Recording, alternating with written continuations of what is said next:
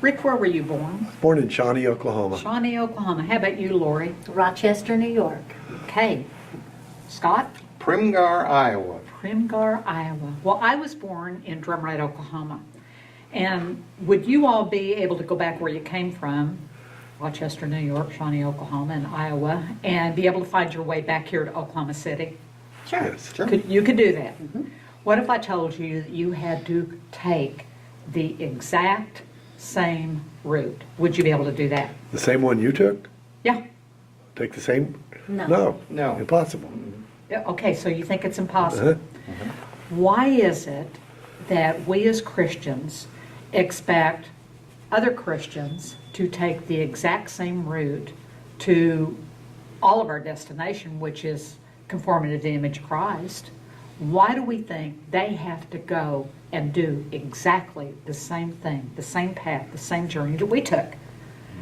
When in reality, you know, God goes to wherever we accept Him. He meets us there, and He takes us on a journey that is designed just for us.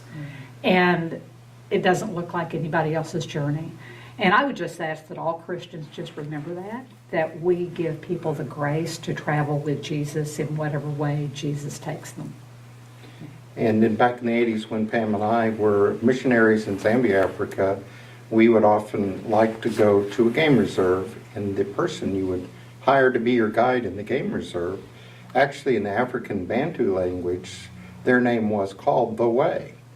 And so when you hired The Way to take you, The Way was a person, and it wasn't a path. And so if the lions were in one part, we'd go into the other part of the game reserve because we didn't want to be around the lions.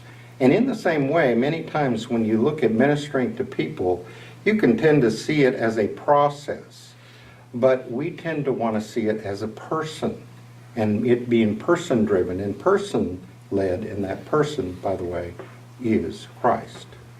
And so we really would ask that as you think about your giving plans for the end of the year, that you would really donate to Scope Ministries International so that we might provide the personal directive and, you know, coming alongside of the person and really helping them with their gifts and talents and ability that God has uniquely given them.